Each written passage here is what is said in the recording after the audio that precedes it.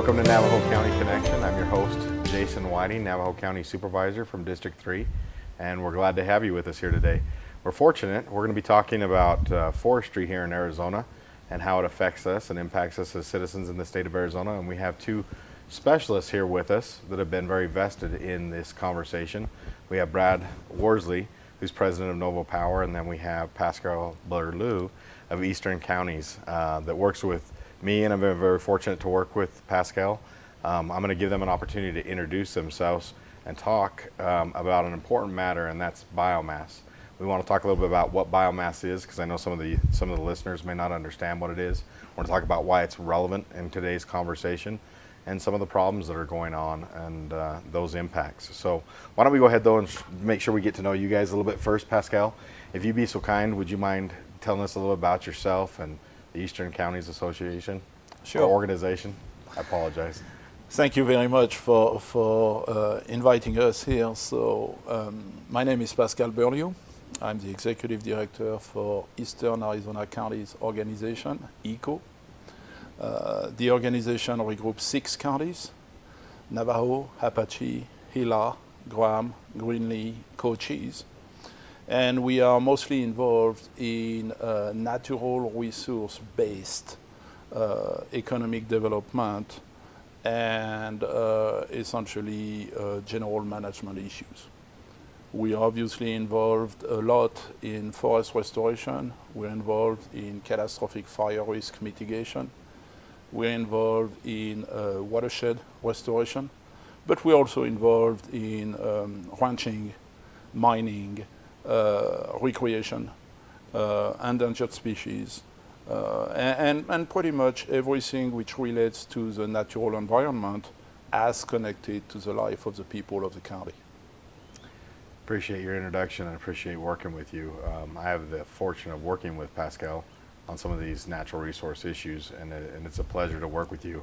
One of the things, I'll kind of pat him on the back a little bit here, that's interesting in this forest conversation, when we sit around the table with a lot of the stakeholders, you have folks from the environmental community, you have folks that are in the industry or some of the loggers that are involved in it, you have folks that are actually from the Forest Service side of things, and each of them look through their own lens as we have these conversations and move forward. And where Pascal's talented and very unique in the conversation is that his knowledge in each of those areas allows him to help bridge the conversation often. And so you're very much appreciated in what you do, and we're glad to have you here with us today.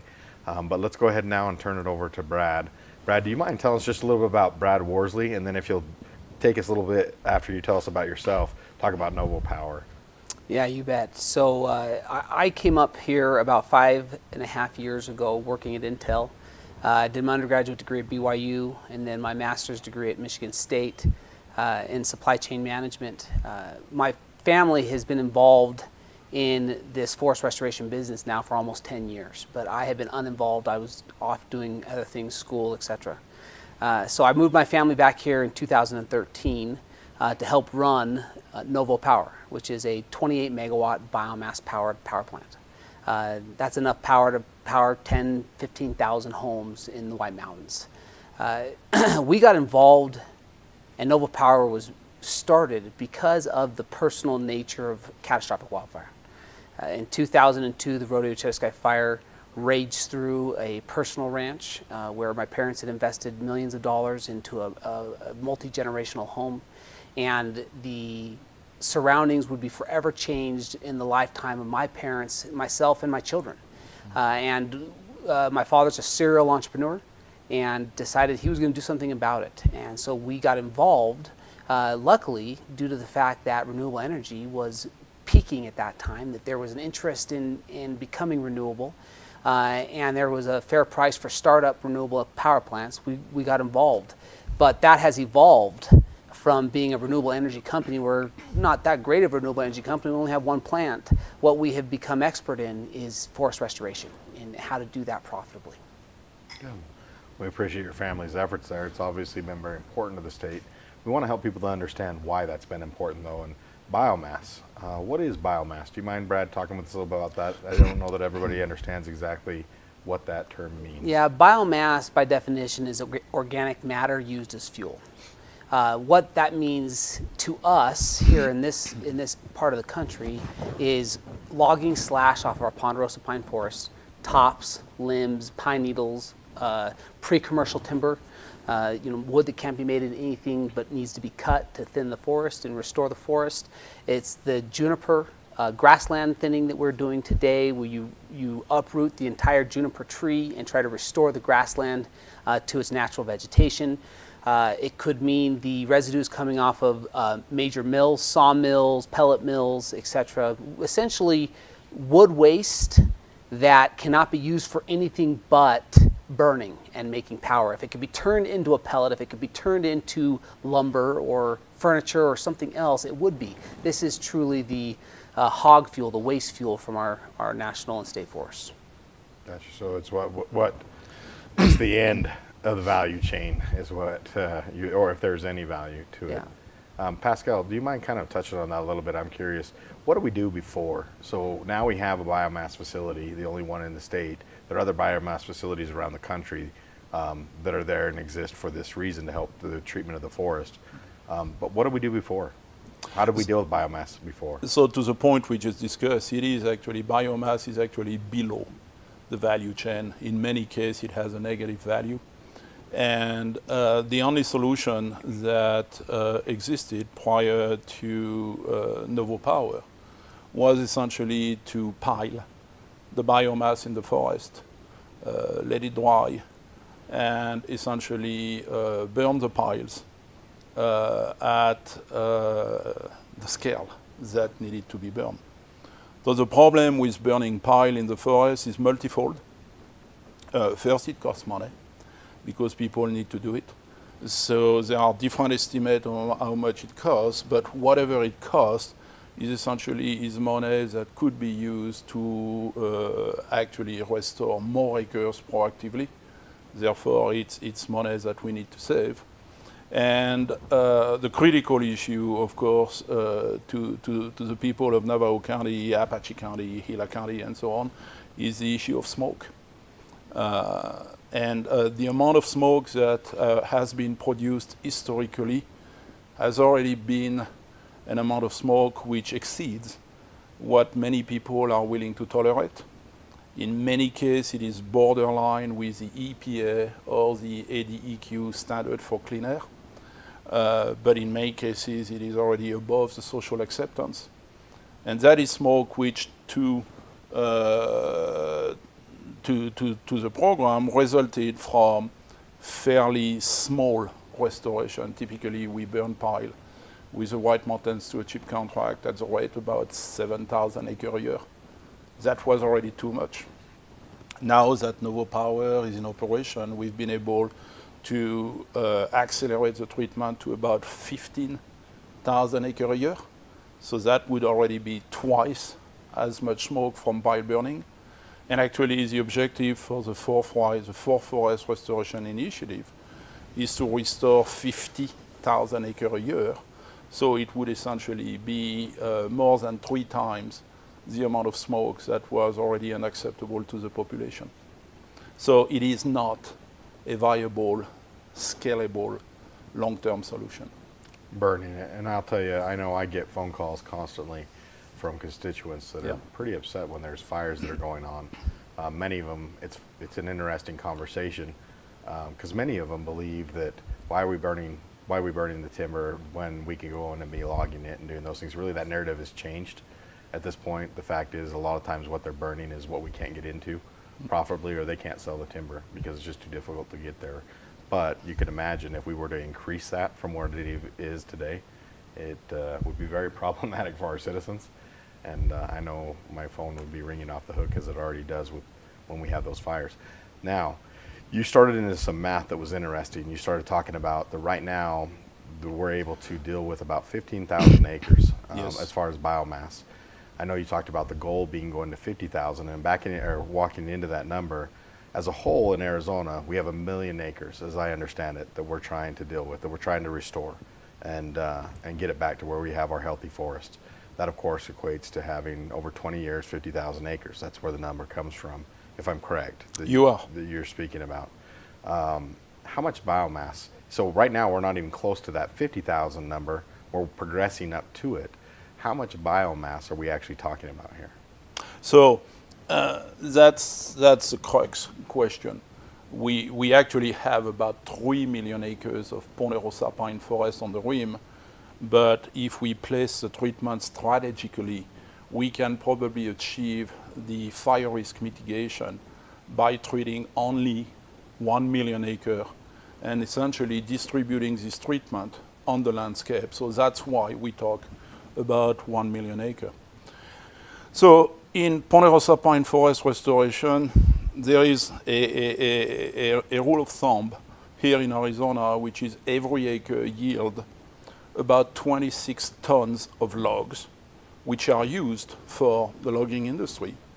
And each acre leads also between 20 and 30 green ton of biomass.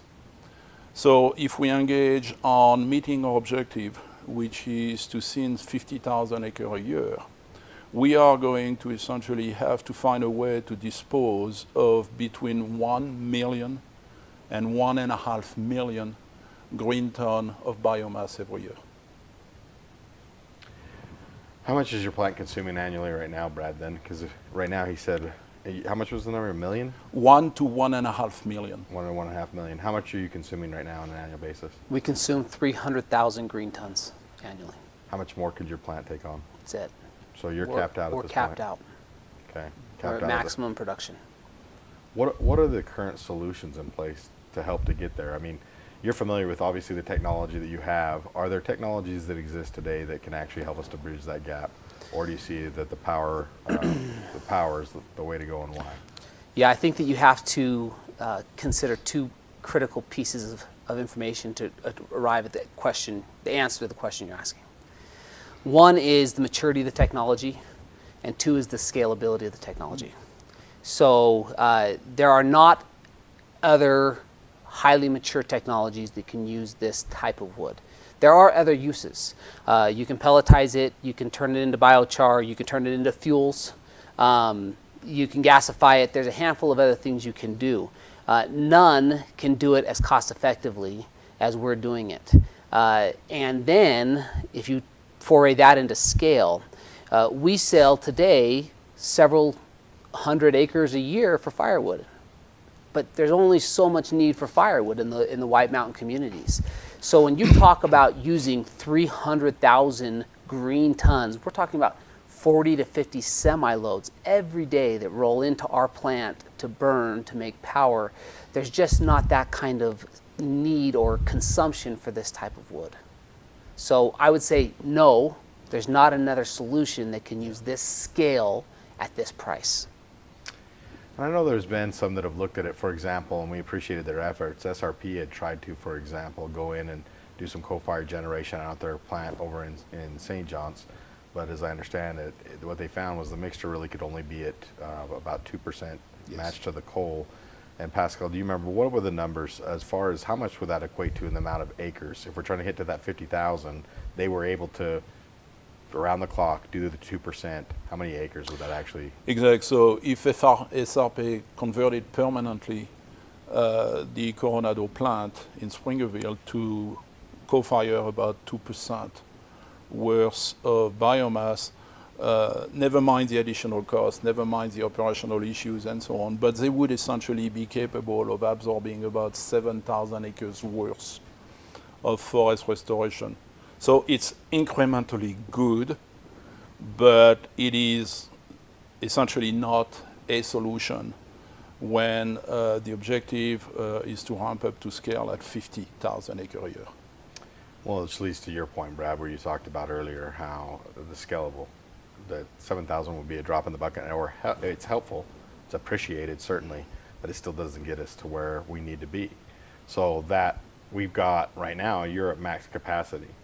We still have to, as we progress towards the goal, which all stakeholders are agreeing on here now, as we progress to that, what do we do if we can't? What happens if we can't treat? What problems could we face if we can't treat Arizona's forests with the biomass problem? So this is one of the questions, honestly, which baffles a number of us involved in this situation. Because the answer is extremely simple. If we do not restore forests in Arizona, it is going to burn, period. And when it is going to burn, we are going to have way more smoke than we could ever dream of.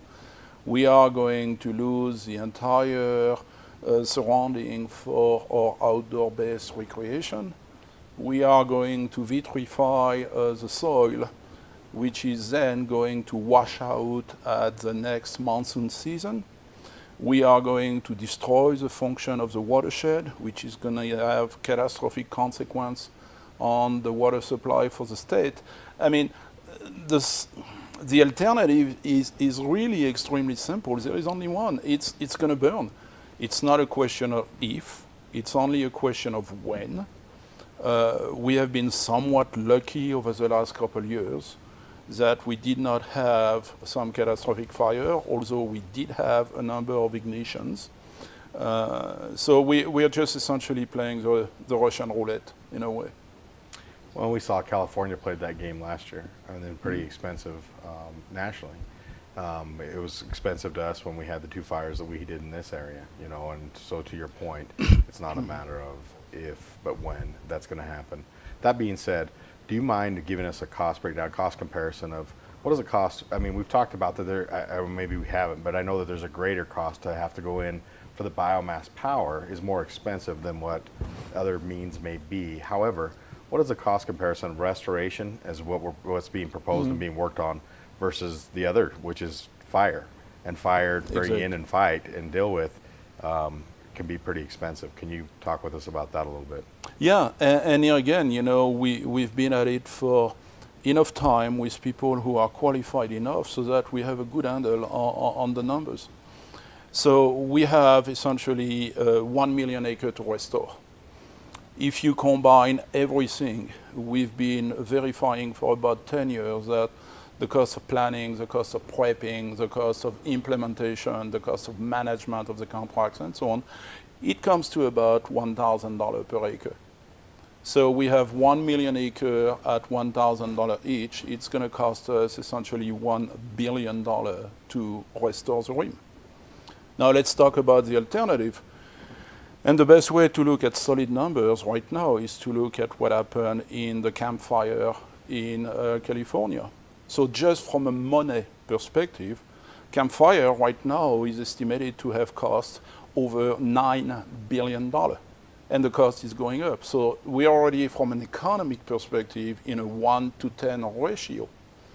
But then again, you have to add the true fundamental cost, which is not a financial cost. It's a human cost. 90 people lost their life in the campfire. 10,000 structures were destroyed, including a lot of homes. So the emotional and personal cost far exceeds the financial cost, which itself is already 10 times over what we would need to spend through industry funding in order to restore Arizona. Thanks, and I hope this helps our viewers to understand a little bit more the importance of biomass, why it's so important, and why this is a conversation we continue to have.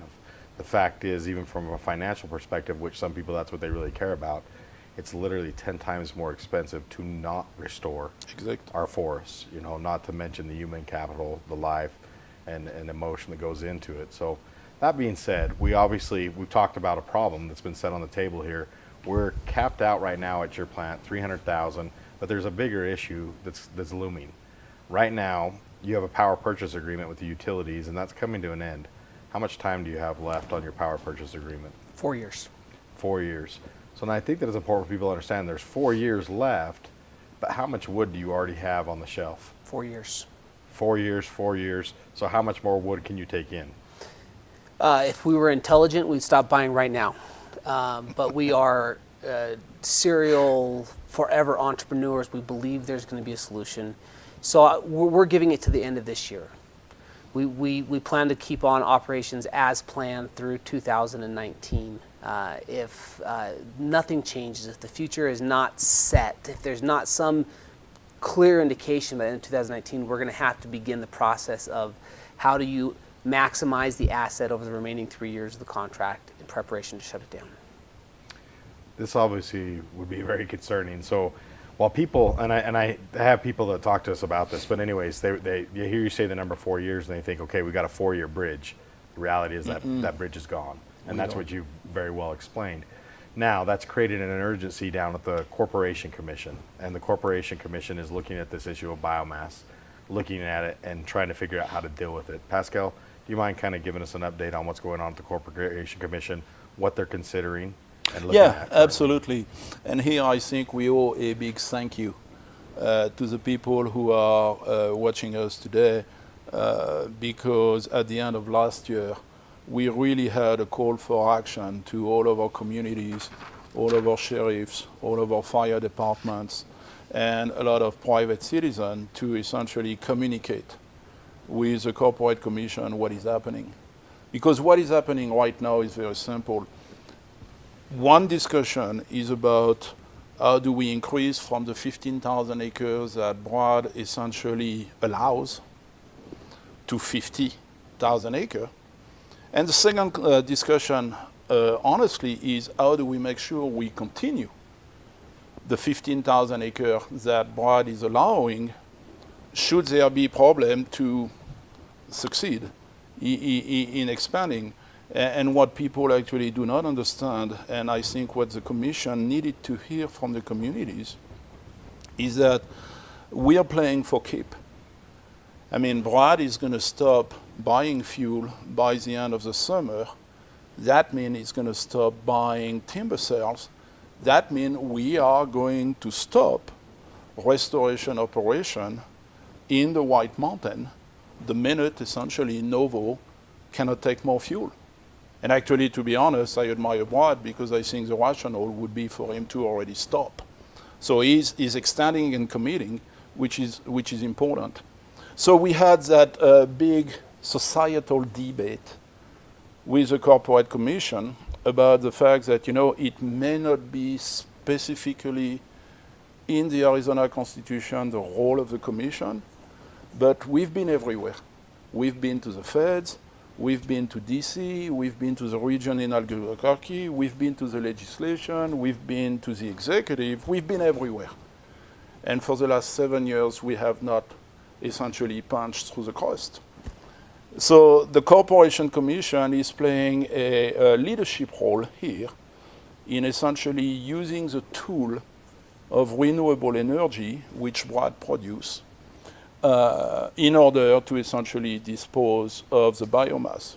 And at the end of December last year, we really had a breakthrough when the Commission voted 4-1 to essentially enact a policy statement supporting the role of biomass in Arizona power and supporting essentially increasing overall the production of Arizona biopower from the 15 megawatt that Brad is producing right now all the way to 90 megawatt overall, which would absorb 50,000 acres worth of restoration.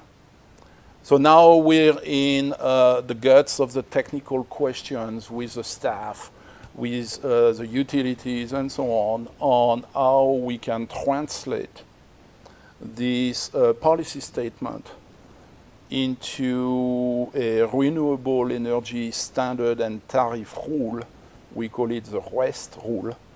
That would essentially codify how the utilities purchases power and how the utilities are allowed to pass the extra cost of this power to their ratepayers.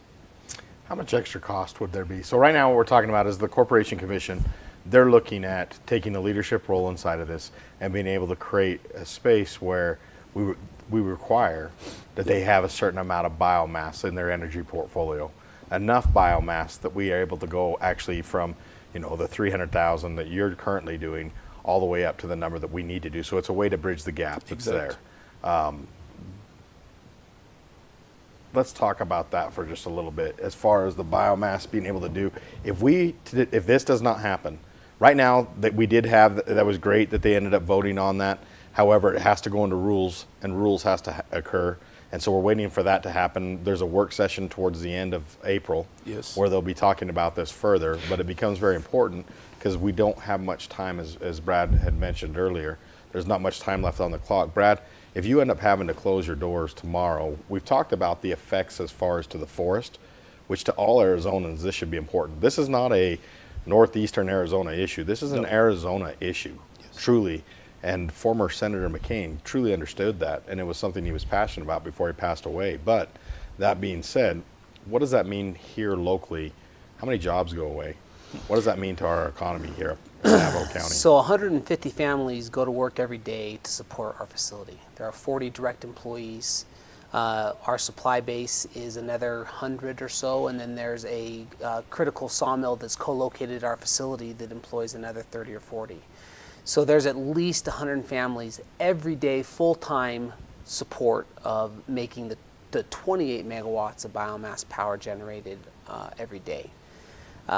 You can then look and extrapolate that further by some multiplier and recognize that it goes far beyond that for those that part-time come and assist and weld and fix and feed and all these other aspects of these 150 families' income.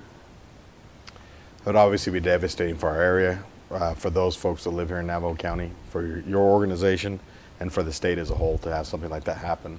So it becomes very important. We're getting towards the end of the show here, so we're going to have to, maybe we'll do another segment another time, going into a little more depth and an update as to where we're at on this. But it could become very important then, if this is an Arizona issue, that Arizona reaches out to the Corporation Commission, that lets the commissioners understand the importance of this to our communities, to the state, and why.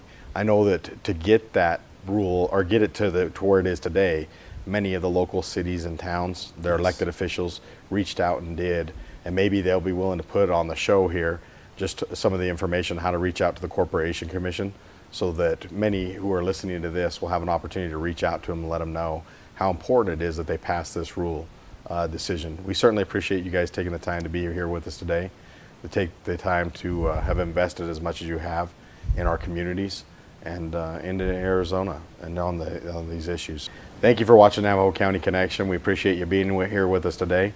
We sure appreciate the time that you both have taken. We know how busy you are, but this is an important topic, and we sure want to make sure that our citizens have a chance to understand this a little bit better. We look forward to meeting with you again next time.